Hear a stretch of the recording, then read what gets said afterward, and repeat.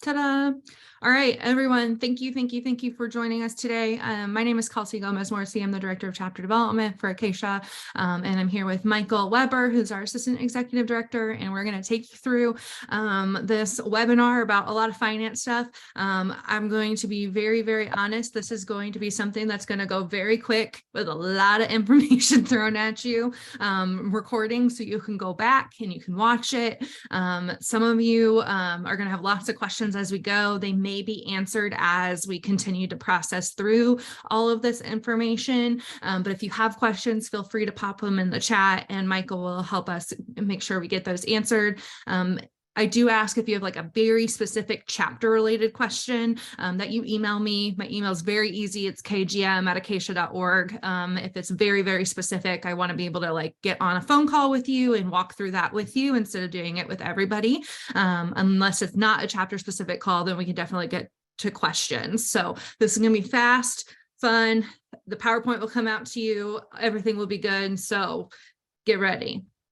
First thing we're going to talk about today is transparency is key. One of the reasons we're doing this webinar is because I think it's really important for you guys to know what transparency looks like from the headquarters side down to the chapters and what chapters can do to get down to their members and understanding finances. So what do you mean when you say dues? This is a really fun question. I hear a lot. A lot of men that talk to me are like, hey, I paid $7,000 in dues to headquarters. And I'm like, no, you don't. You pay $7,000 of dues to your chapter because you live in the chapter house, and that is room and board. And so I think it's really important to identify what dues are and what we're talking about when I say dues.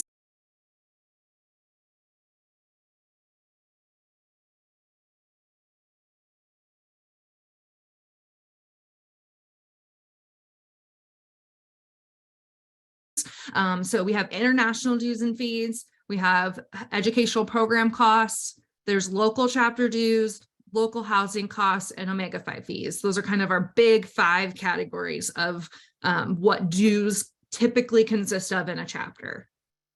So kind of breaking these down, I think it's important to see what this looks like. From the headquarters side, our international dues and fees, we have per caps each semester, and we have insurance each semester that goes to active members. Those are your 2 costs per member that come to international headquarters. Educational program costs also come to us, but a lot of that is determined by the chapter because it depends on if you put it in your budget, if you don't, if you have a chapter fund with the fraternity foundation and able to use those funds, then that offsets things, etc. So there's a lot there. And then the rest of these things are determined by your chapter or Omega-5. So local chapter dues, local housing costs are all things chapter determined or house corporation determined, etc. So a lot of what we're going to talk today about later in terms of billing things is really looking at these international dues and fees, and then how do we put chapter dues and fees into that. Went over the active member one here, the pledge one. Also 2 fees that come to international headquarters. So it's the pledge fee and the initiation fee, excuse me. So those are the 2 main fees that come from the pledge side. And then chapters determine how much money is going to the chapter throughout that pledge semester. So to break these down, international dues and fees per caps are $185 per semester. So every single member on your roster, it's $185. We also have an insurance premium, so it's $100 per semester for every single person in the chapter. Pledge fee, $99. That is due at the beginning of your pledge. Kelsey, just quick for the insurance, it's not just only active members in the chapter, not the pledge initiation semester. They do not get charged. It's only the following semester as an active. Exactly. Yes. Good catch there, Michael. So those are $285 per semester per active member is what is coming to the international fraternity. In terms of pledges, it's $99 and then $270 for the initiation fee.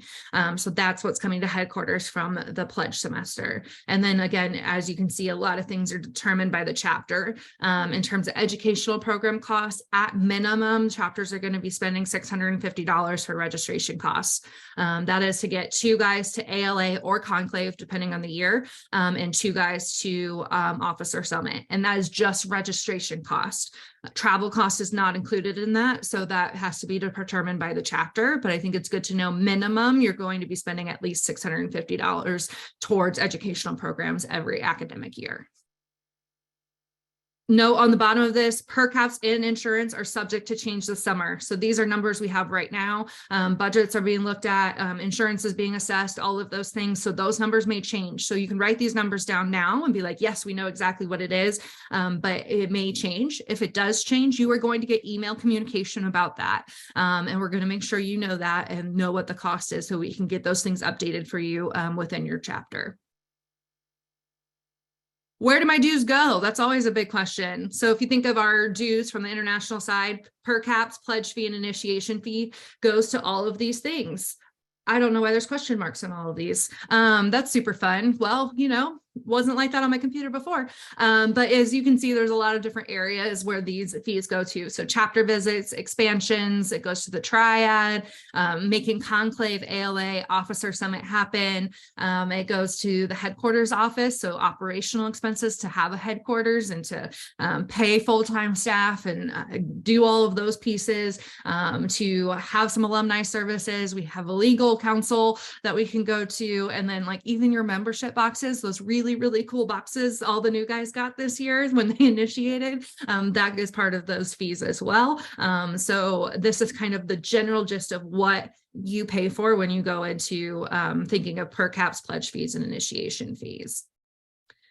Where does the insurance premium go to? It goes to our insurance provider, to be very blunt and straight. It doesn't it comes to us and it funnels right back out for us to be paying the insurance company for our insurance coverage. So that's not something that we necessarily are taking in and keeping. So I think it's really good to know that that is something that we are paying for directly. Where our incomes come from. This is a chart from 2 years ago. So just to be honest, it's not 100% there, but it gives you the basics, right? So you can see initiation fees is 20-ish% of our income. 14% comes from, where is that at? Miscellaneous income, 25% from the foundation supporting us. So the foundation gives us lots of grants to be able to make educational programs happen. Our per capita fees, 20%. So this is a really good chart to kind of see where these dues kind of come from and where we get our income to be able to make the fraternity function and happen. Next, I'm going to go to Michael so he can talk about the dues and fees and collection policy. Sure. So this was a policy that was developed a number of years ago that from COVID to now we've been a little lenient or lax on, which has been fortunate for chapters, not necessarily the best for the overall fraternity in terms of our cash flow, but we're working on kind of getting back on track with all this. But the big thing is this is just kind of a set policy, very similar to policies that you all should probably have as for your chapter with how you collect dues for holding your members accountable. But it's basically invoices are due within 30 days of being billed. Any amounts due greater than $100 are charged a one-time 5% basically interest charge or like late fee. And then for any chapters after any amounts owed over $500 that are more than 91 days past due, there are further ramifications of social probation, as well as if it gets even further and further down the road with being past due, there is a possibility of your chapter's charter being suspended. And here is just a very quick rundown of the process that we will be getting back on track on of the various points of communication that will all be happening with chapters related to reminders, the finance charges, just kind of the further ramifications for social probation. And if it gets down to that point of not having a and I guess there's the one caveat here of you may have a large outstanding balance, but if you guys have a council approved payment plan, the collections policy basically kind of like gets paused, set to the side, as long as you're making payments on the outstanding balance. Like that's kind of the one thing that stops all this. So, you may owe 10 grand to the fraternity, but if you have a plan of, $1,500 a month until paid in full and you're making the payments, like the collections policy doesn't factor in unless you start missing the payments. Then it kind of jumps back into where things may have left off originally. So yeah, and if you have any, there are a number of chapters that have outstanding balances, and Kendra on our staff has been doing regular reminders lately for chapter statements of balances, and I know there are some chapters that I owe some responses to related to where things are at because some balances don't match, but that's on the short list to get followed up on here next week. Thanks, Michael. And like you said, this is something that kind of went lax with COVID. So we're jumping back into it. So you're going to receive a lot of communication about this and accountability and things regarding finances here in the next academic year.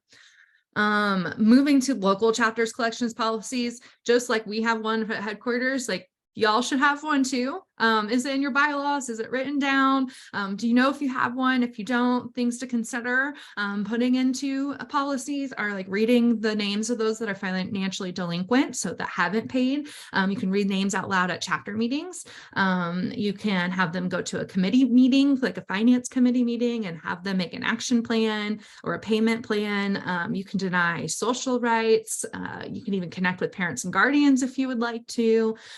You can have a system set up of like if you're 30, 60, 90 days kind of follows a active status to a probation status to maybe being suspended if you're over 90 days due. But collections policies on your chapter level are really important as well. And I will do the caveat, and I tell everyone this, like if anybody comes to you and says, hey, I am struggling with payments, I don't know when I can pay, or I know I can pay this much, but I can't pay the rest of it, get it in writing, sign it, and then they're good to go. So if they have a payment plan with the chapter and it's something that is well known within the treasurers and the president's venerable dean's community, then like that is fine. They should not have their names read out aloud at a chapter meeting or anything like that, because they're actively working with you to make those payments based on their needs financially.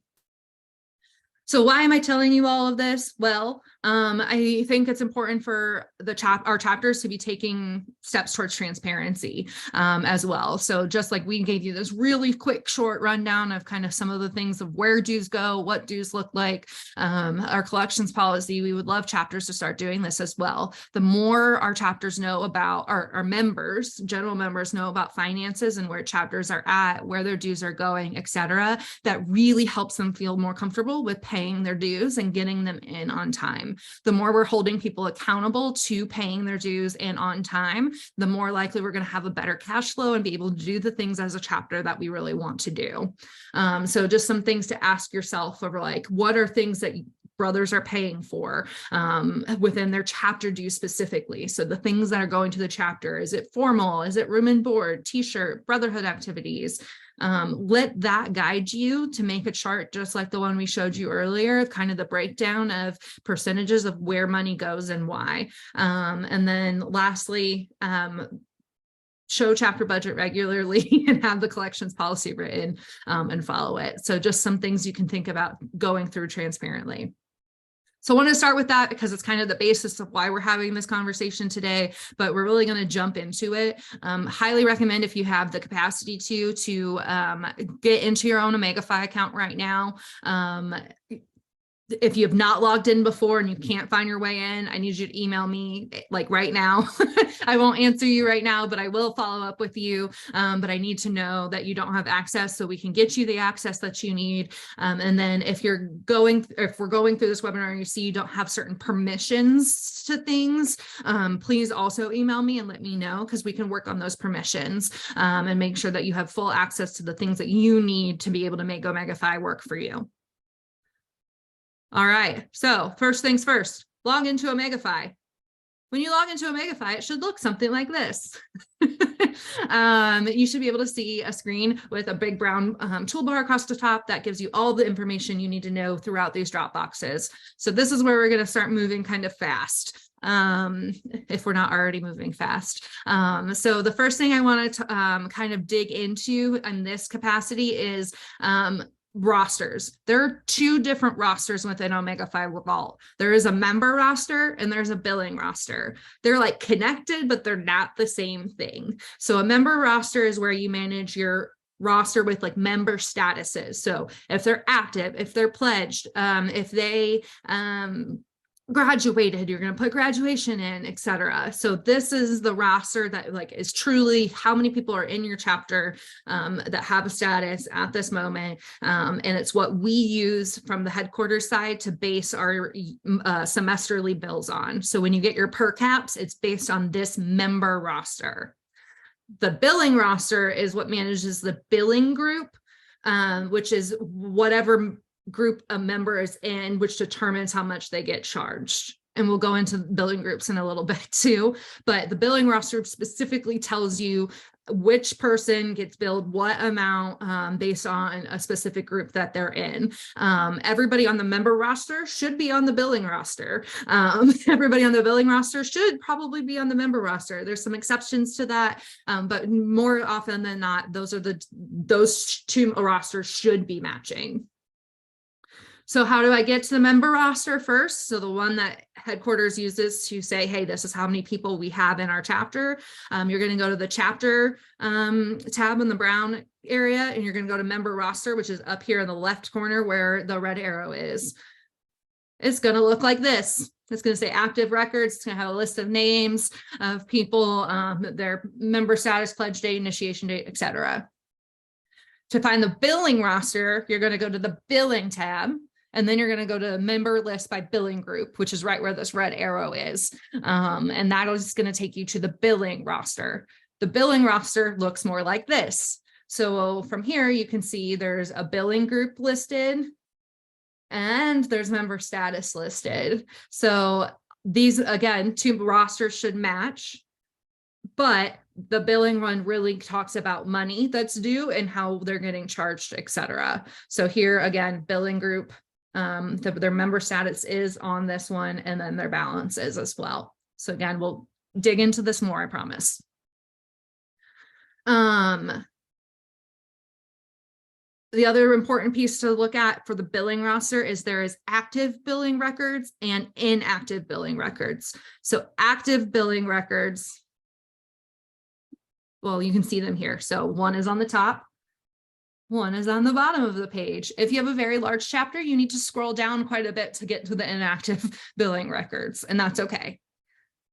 So to talk about these two and what they are defined as. So the active billing roster is all men who have an active member status or a new member status on the member roster that should be actively billed.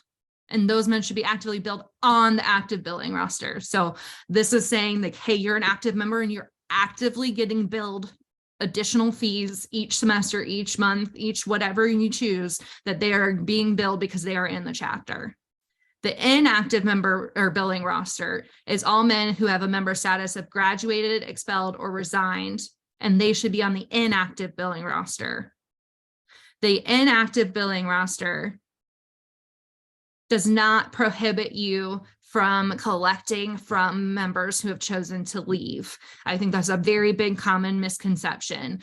So inactive means they're not going to be charged further on the billing roster. If they're an inactive billing roster person, they're not actively being billed. However, if somebody owes the chapter $1,000 and they decide to leave school, you can move them from the active billing roster to the inactive billing roster, and they will still owe that $1,000. That money is still there for them to be owed or to owe to the chapter. However, they are not going to be actively billed anything else in the future unless late fees are turned on in some specific way. So again, I hear that a lot about chapters when I visit, is what the difference between the active and the inactive is. So I think these are very important to know. So treasurers are going to be working mostly with billing rosters. So we're going to dig into what an active billing roster should look like and what all those pieces mean.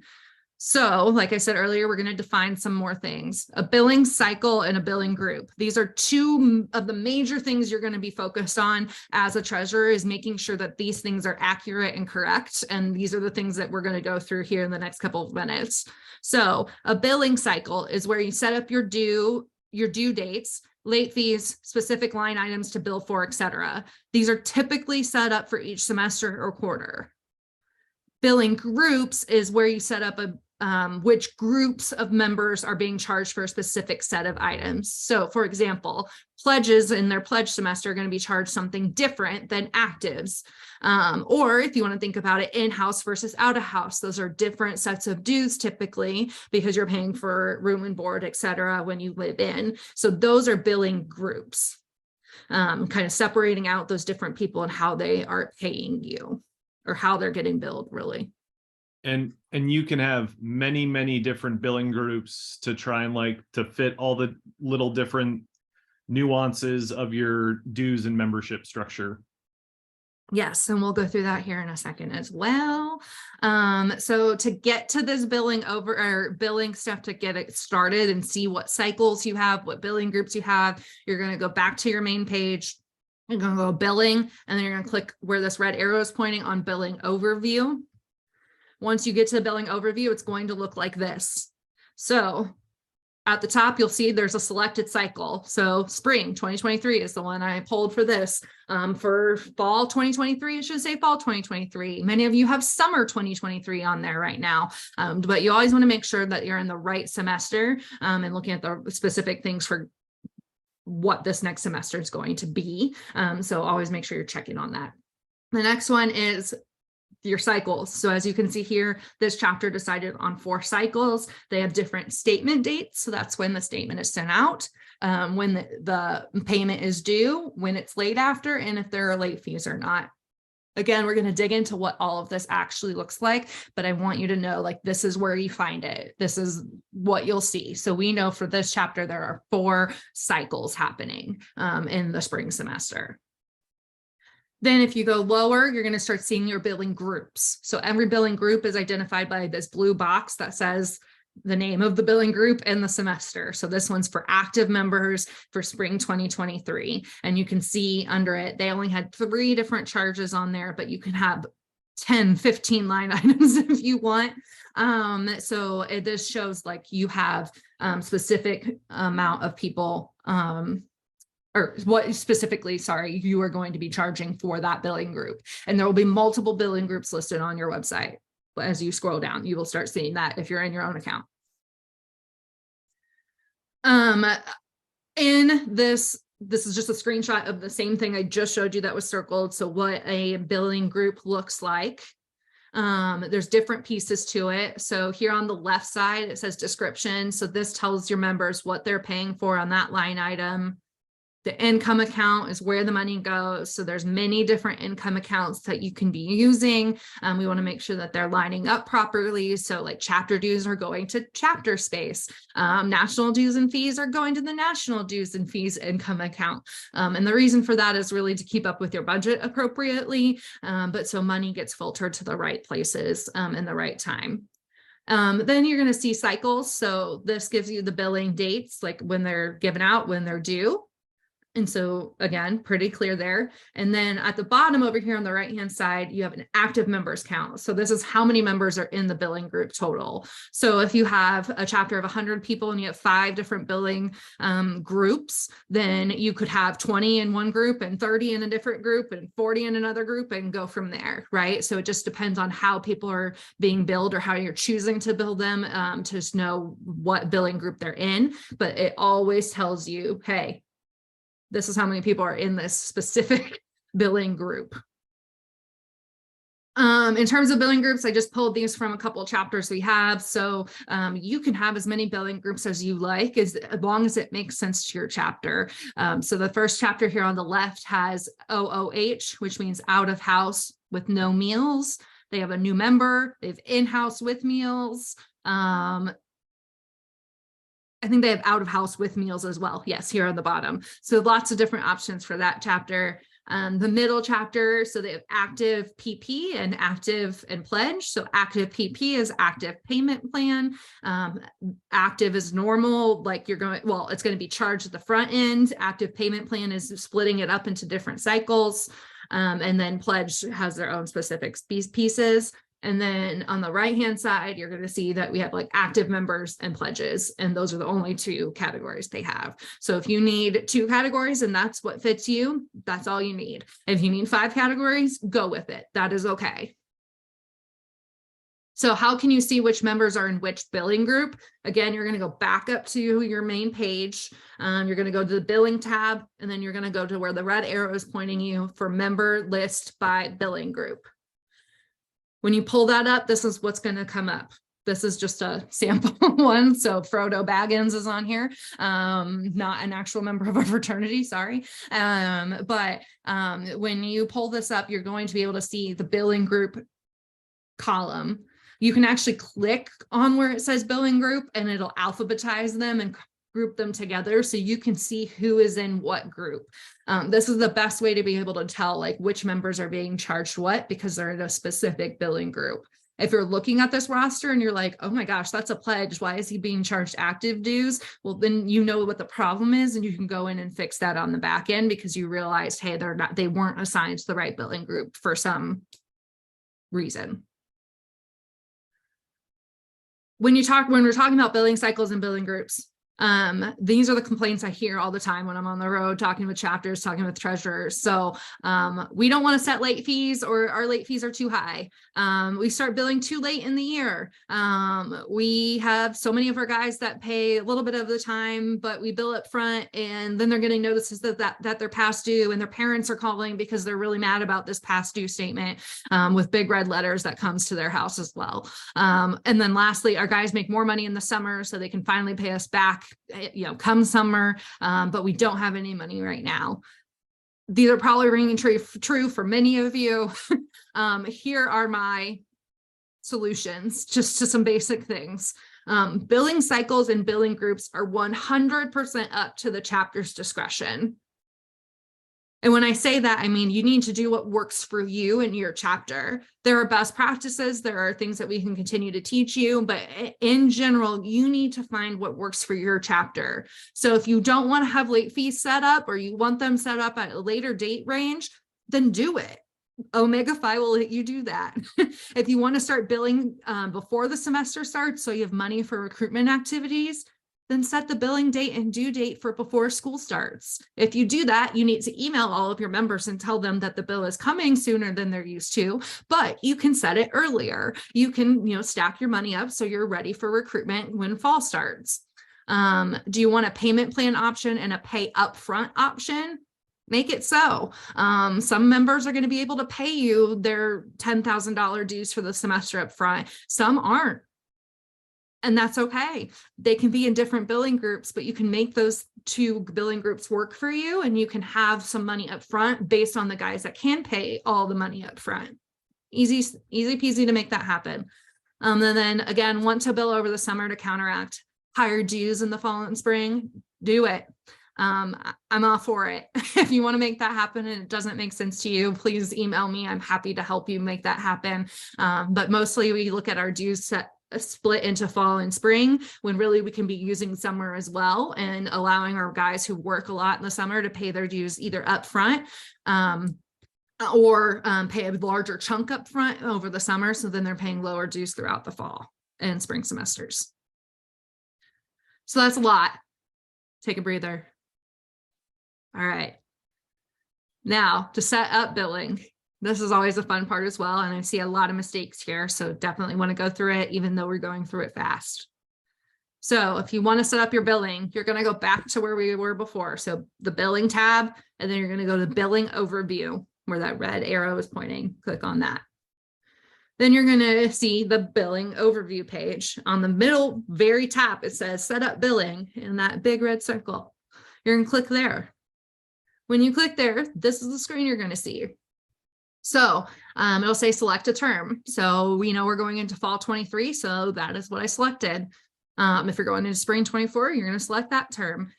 It will only let you set up for future semesters. So just be aware of that. Next thing you need to do is look at the cycle criteria. So you can select your first due date. So if you want your first dues to come in September 1st, you're going to put that date in. If you want them to come in August 1st, because you want to do that thing I talked about and get money on the front end and be ready for recruitment, then put August 1st. Whatever makes sense for you, you're going to put that date in. And then you're going to choose late after X days. So you can do 3 to 7 on there. And then you can also look at changing those amounts of what the late fee looks like. Every chapter does late fees differently. Every chapter just, can do percentages, can do numbers, can do it at 3 days, 7 days, whatever works for you, whatever you want it to be, that's what you can make it be. So once you put in your first due date, it is going to fill in the cycle dates for you. So you can see here, we put September 1st as the first due date. Well, that means the statement's going to go out August 17th. So it's 15 days before, right? And then we set 3 days late. So late after date here. And it's going to set up 4 different cycles for you here. If you want more cycles, we can add those on later, but they're going to give you the first 4. When you hit next, you're going to see you're in the box that says edit charges. And then you're going to see the box that says copy charges from previous term with an asterisk. This is my warning. This is where most treasurers start to make mistakes. And this is what I saw. I visited 15 chapters in this, or 13 chapters in the spring, and I would say 12 of them made this mistake. So it is common, and one of the big reasons why I wanted to have this webinar. So copying over from the previous term is a really smart way to be able to make this happen quickly, but we have the caveat of dues change. And so we need to make sure that the dues amounts are matching. So to get us into what this looks like, once you click on fill in from the previous fall. So if you are in fall 23, you want to fill in from the previous fall 22. That typically helps you differentiate between the semesters, especially if there are different dues sets for fall versus spring. And then it's going to say here, the first red arrow pointing at add billing group. It's going to show you the billing groups that are there already. And if you want to add more billing groups, you can add more billing groups. You can give them titles, etc. You can also go down to the bottom where the red arrow is kind of pointing to the side. It says edit name and edit charges. So edit name, if you want to change the name of what the in-house with meals, you can make it whatever you want to make it fit for your chapter. Edit charges. That's where we really, really need to pay attention. So when dues change, we need to be able to put the amount of dues that are accurate in the total and split those amongst those cycles. So edit charges is going to be your number one thing you're going to do when you get to this point. So the best way to do this, I think, is to show like mistakes that are typically happening to help you guys stop from doing those mistakes. And then if you have additional questions, please email me and we can work on what those, getting answers, etc. So ultimately, remember, do what works for your chapter. What do you need to do to not make mistakes? 1, copy from the previous term by time of year. So like I said, fall 22 is going to be copied into fall 23, spring 23 for spring 24. That's a good way to keep it consistent. Second, you then need to go to the website, acacia.org/officer resources. And in the treasurer section, find the Acacia financial obligations worksheet. It's going to tell you what dues are. You're going to take that and you're going to update the billing cycles and billing groups accordingly, and do that for whatever works for your chapter that is best for your chapter. Just because you build some things with 2 different billing groups last year doesn't mean you only need to use 2 billing groups this year. You can do 3, you can do 4, whatever you need to do to work for your chapter.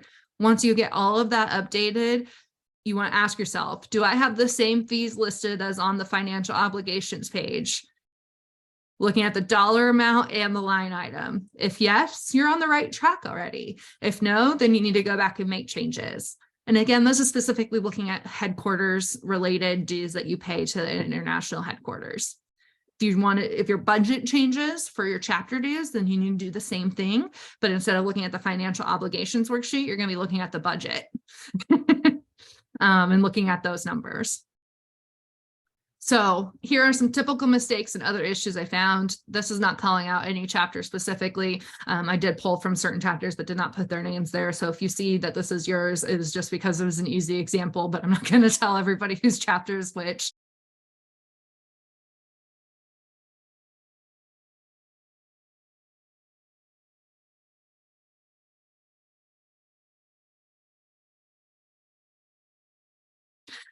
So the first one here is glaring to me when I sit down with the treasurer and they're like, hey, we're having troubles with our dues and what's owed.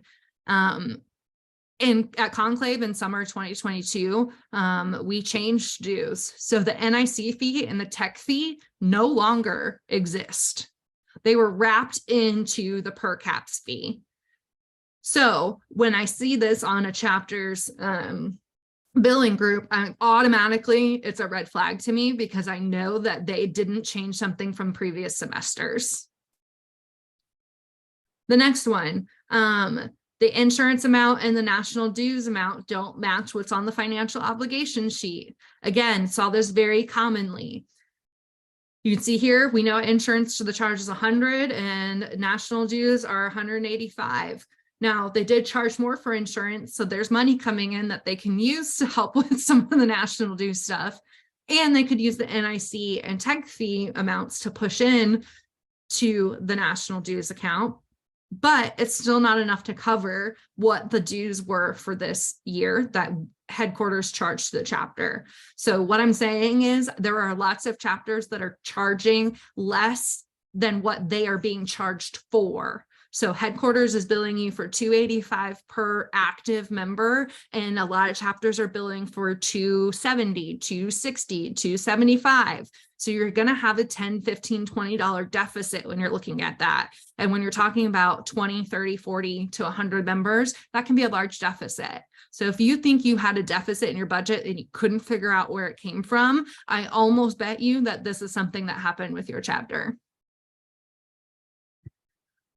This one is correct on this screen, but also typically see like income accounts mismatched. So the money's not going to the right account.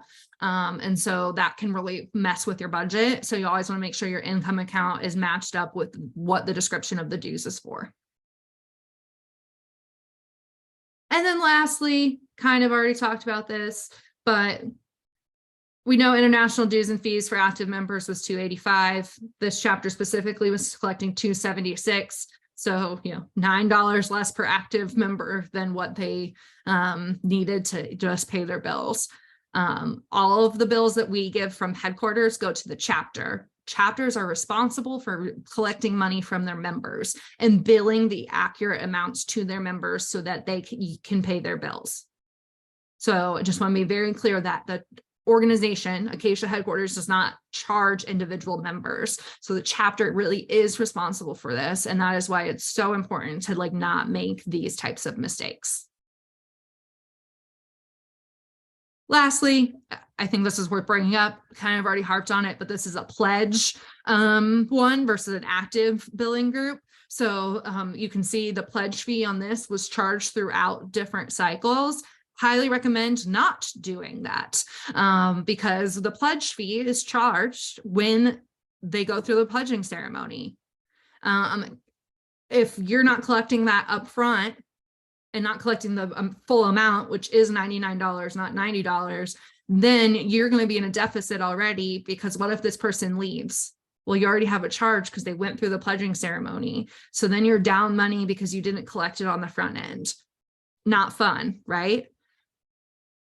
Flip that a little bit. Initiation fees can be charged throughout time because the chapter only gets charged for an initiation fee for a person when they get initiated. So if you're collecting it on the front, throughout time, because it's a large amount, that is fine. And then if they don't initiate, you can work on reimbursing them that money, because you will not have a direct cost related to their initiation in terms of initiation fees from international headquarters. All right, moving along. Ideal billing cycle template. I'm going to send you guys all a really nice, fun template Excel spreadsheet to help you work through this, so you can do it on the front end versus doing it in Omegafy first. So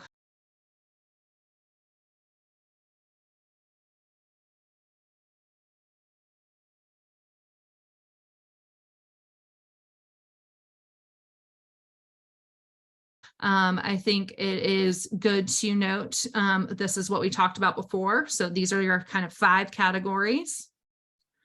And excuse me, your ideal semester billing cycle, I would say for an active member should be this. Per cap should be 1 line item. Insurance should be 1 line item. Educational programs, another one. And then local chapter dues, local housing costs, omega-5 fees, all different line items. Now, local chapter dues, you're going to be able to break those down into bigger line items if you want them to be, but I would suggest at minimum that we have these categories listed as line items on your billing cycles. I think it's also important to note that when headquarters bills chapters, we're billing due October 15th and February 15th. Now, there's caveat there, right? So typically that's what it is. If the 15th falls on a Saturday, we may say the 14th or the 17th or, whatever it is, but these are your typical days. So I highly recommend for both the per caps and the insurance that you are collecting that amount of money that you need from each of your members before those October 15th and February 15th due dates, because then you're going to be able to pay your bills super easily because you collected it from everyone. In terms of the pledge semester, should look like this: pledge fee, initiation fee, and then ed programs, chapter dues, housing costs, omega-5 fees. Now, pledges may not have housing costs. That's fine. Then you don't need that line item. If you're not charging them for educational programs, cool. Don't need that line item either. But these are the basic ones you want to start with and figure out from there where you need to go. Customizing to each chapter, very, very important. I've said this many, many times. Every chapter has the discretion to do what you need to do to bill your members and collect the money to be able to pay the bills that you have. So per caps and insurance and omega-5 fees are things that need to match the document that we put out, which is the financial obligations document. The reason for that is so you're charging the right amount of money to your members. Every other category, completely customizable. Chapter dues, you can split into an activity fee, a social fee, reserve fund, t-shirts, insert anything here. You can also add a line item for IFC dues. Sometimes that's really important because some schools charge IFC dues. I would say most of them do. And then local housing costs, you can also break those down into room board, meals, parlor fees, etc. You want to be very descriptive about what those housing costs are and what those specific amounts are to lead up to. I did work with a chapter earlier this year that had just like a $7,000 charge that just said chapter dues. And they were like, parents are calling us like crazy because they don't know what the $7,000 is for. And I was like, well, what is that $7,000 for? And they're like, well, X amount is like room and board. I'm like, okay, then we can put that. X amount is for meals. Great. Then let's make meals a line item, right? So then you're feeling more confident about the transparency given to you and what you're paying for. Now, anyone on house corporations probably saying, oh, wait, room and board leases, those are things we don't do. Understand that. It is 100% okay with your chapter agreements and the agreements your chapter has with its members to put room and board on a billing cycle. It is okay to say that's like essentially what they're paying for. You don't need to keep it in chapter dues. It is 100% okay to do. And I know this because I worked for a different fraternity for a while that did this, and we took it through legal counsel, and legal counsel said it was fine. Other things to note in terms of customizing to your chapter, study abroad members need to be listed and billed for still. They are billed for from our side because they're still active members. Even if you choose to put them in a different billing cycle and all they get charged is international dues, that's fine, but they are billed. They need to be billed because we are billing for them from the headquarters side. You need to set up new members to be billed at, let's just say pledging ceremony, at induction, the pledging ceremony, etc. We will bill you, as I said earlier, at the pledging ceremony for how many people go through that pledging ceremony. If you're not charging your guys that amount, that $99, right then and there, and you're not collecting it within a couple days, that's a problem, because then you're going to start seeing that you're not going to have enough money to pay the bill that comes your way. Lastly, set up new members to be billed through their new member education time for the initiation fee. Said this already too, but like it is, that initiation fee is $270. That's a big chunk of money. If they need to pay their pledge fee the first month, their half of their initiation fee the next month, and then the last part of their initiation fee the third month, like great, let's do that. That is fine. If they don't initiate, we can get them that money back. But it's easier to be able to say, hey, $120 is due this month versus $270 for this month. Few extra things. You need to add educational programming fees to help cover the registration costs and travel costs of attending these events. Before you do that, though, highly recommend talking to your chapter advisor and House Corporation Board President, because there are chapter funds at the Acacia Fraternity Foundation that do help supplement travel and registration costs.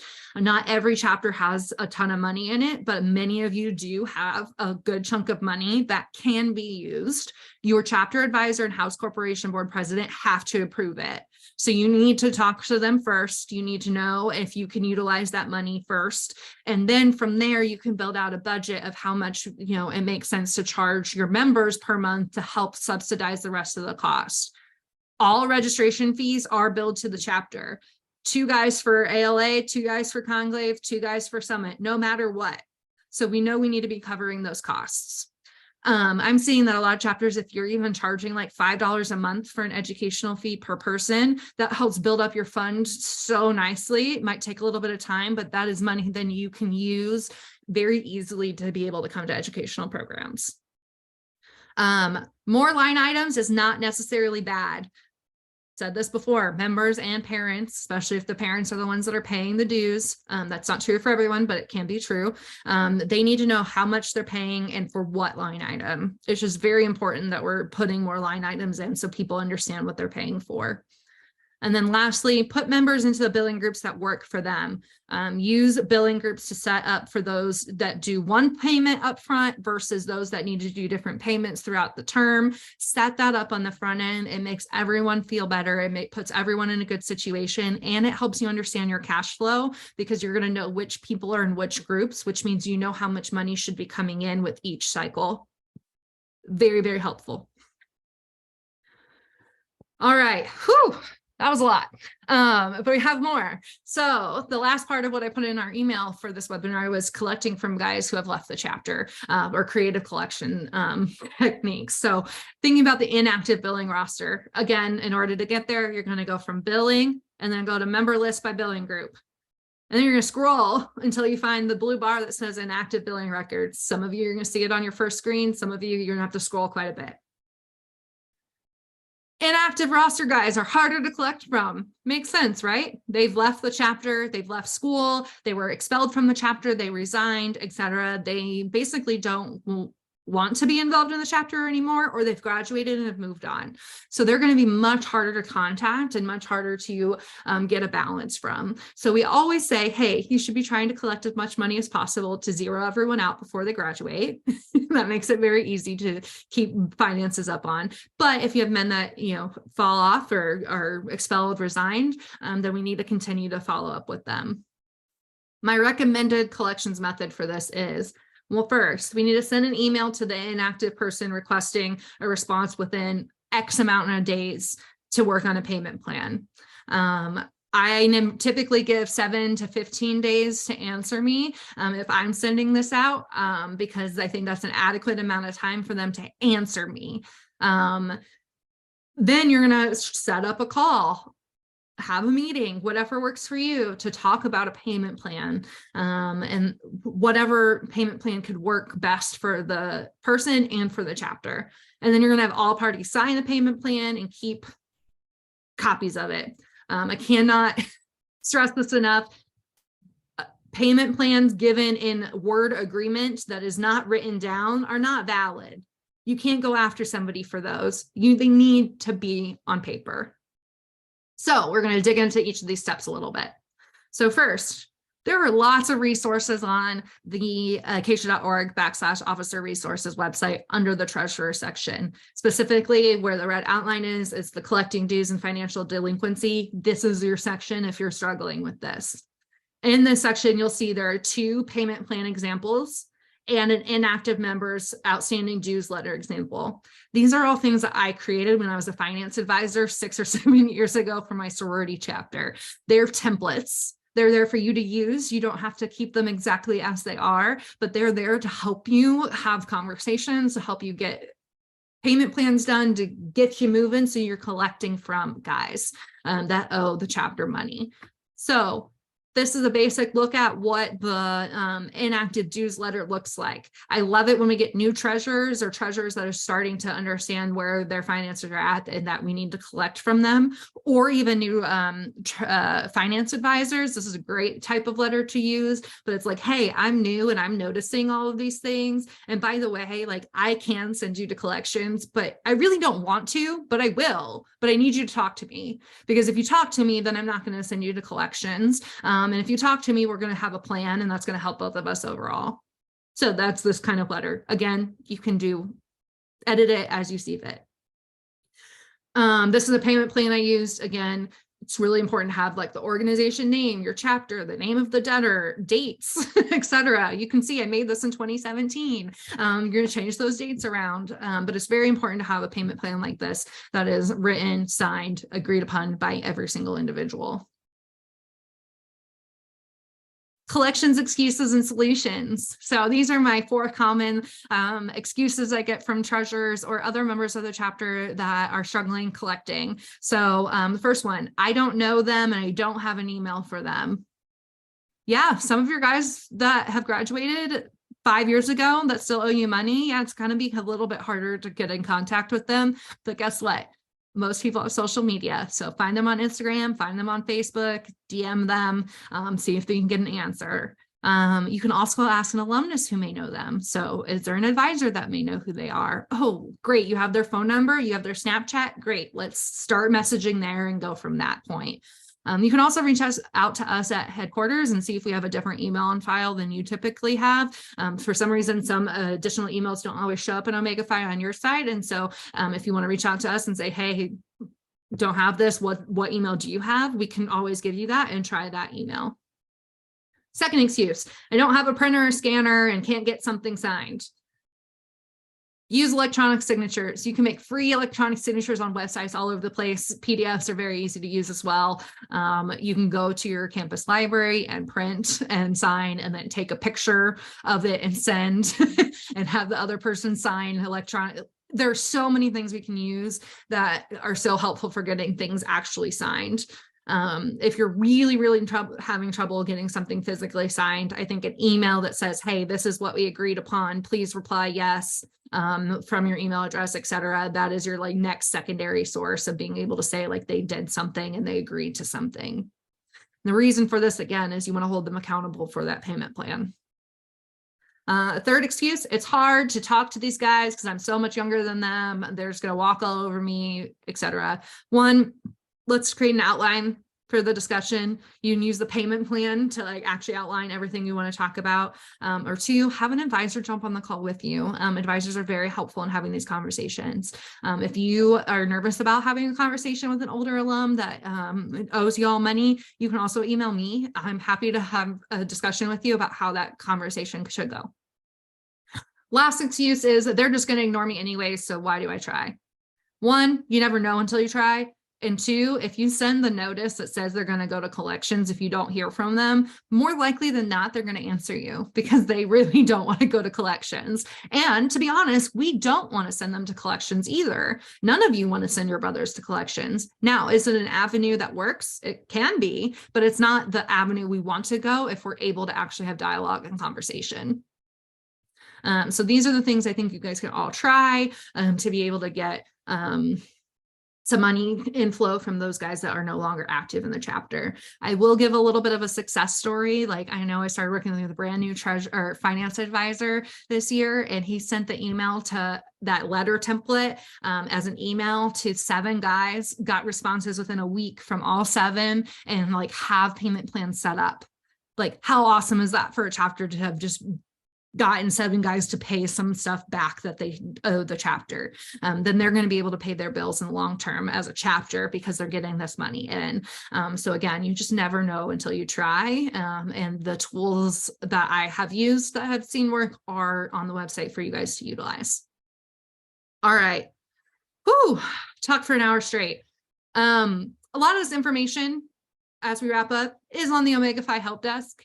This is the best way to get there, is that link, or you can get through it through Omegafy. There's a little get help button at the top of your screen on the right hand side, or if you Google Zendesk Omegafy Vault, it'll probably come up.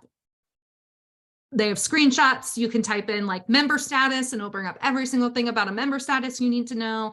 So there's lots of resources within the Omegafy help desk. So I highly recommend, if you have a question, to go there first. And if you're unable to figure it out from there, then reach out to me or reach out to an advisor, etc. Realize I threw a ton of information at y'all and didn't even get to half the things I think that are important for treasurers to know. This is just the basics to get you started, so you can start thinking about your budget. You can start thinking about how you're going to bill your members for the fall semester. So we're going to have another webinar coming in July. Be on the lookout for that. Haven't scheduled it yet, but another one to go over some different things that we didn't cover today. So a little bit of, budget building, talking about more collections methods for your chapter, getting into just how to fundraise if you need to fundraise because you don't have money to pay your bills, etc. There's going to be a lot of pieces to that. So be on the lookout. And then if you have any ideas for topics that you want to hear from, I would love for you to throw that in the chat right now, or you can email me. Would love to know what those topics are, what you wanted to get out of this that maybe you didn't get out of this time, so that way we can make sure to cover it in July. And that leads us to questions. Again, remember, you can always email me, kgm@acacia.org. I'm more than happy to set up time to talk to you and walk you through whatever is on your mind regarding finances. I just want to really make sure that you guys are good to go. But if there's any outstanding questions that we have from the stuff we just went through, I would be happy to answer those. So you can either come off mute or you can put them in the chat. Hey, thank you so much for discussing stuff today. I was wondering, just a small thing. You mentioned that you were recording this lecture, or not lecture, sorry, webinar. So that would be fantastic. And yeah, no, thanks. That's all I really have to say. It was good to get just feedback on everything. Yeah, of course. And yeah, we're going to send this out to everybody, all the treasurers again. So if you know any other treasurers in every other chapters, or you meet with somebody and they're like struggling with finances on this side of the fence, like let them know. They can contact me too. All they need to do is email, or you can email for them. You can also go to your chapter coach if I'm not your chapter coach, and we can work on that too. Yeah, awesome. Sounds like a plan. Yeah. Marcus put in here 3% from Omegafy. How can we avoid the fee? Yes, that's a good topic to talk about. There's a lot to that. So I don't think I'll answer it right now, but the basics are you need to use e-checks. All your members need to pay by e-check instead of credit card. Yep. I will put that on the July webinar. Yeah. It's you make sure you're actually including the 3%. And then if it's like the quick answer is, if you include the 3% and a guy pays by e-check, you can give him the credit for the 3%, just on a case-by-case basis. That's basically Omegafy's workaround. And just to be clear, the 3% is credit card processing fees. Omegafy doesn't keep it. It literally goes to the credit card companies for that. Yeah. Next question on here is, if we get a donation or refund, how can we submit those funds into Omegafy? I think there's a lot of ways. One, we can send checks to Omegafy. There is a fee associated with that. If it's like a cash thing, then we can work on doing a bill that matches with the cash flow, things like that. Michael, any thoughts on that? No, so basically, this is primarily for any chapters that are just full in 100%, all kind of their entire financial ecosystem is within Omegafy. if a chapter has a local bank account, obviously this is very simple and easy. You go deposit it at the bank. But with Omega Phi, yeah, there are like sending the check in is probably basically the best option. But that's one that we can always touch base with Omega Phi on what the best route is for some of that when those things pop up.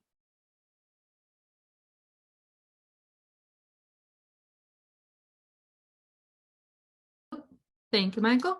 And then, yeah, Marcus is putting some really good stuff in here. Thank you, Marcus. We are going to hit on all of that in the next webinar, but it is 2:02 Eastern time. So we know everybody needs to probably get going. So thank you. Just thank you for jumping on. Hopefully this is helpful. I will be sending out the recording by the end of today so you can get it. If you also have any other ideas to talk about for the July webinar, please email me and let me know. And again, Michael and I are here to help. So if you have questions that aren't answered, let us know. We want to get them answered for you. Finances is very, very important. And Barton, we will include that and kind of have a pros and cons of the different ways to kind of manage the finances overall. Yes, definitely a good topic there. All right.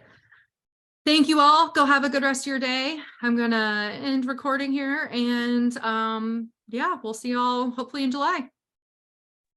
Thank you.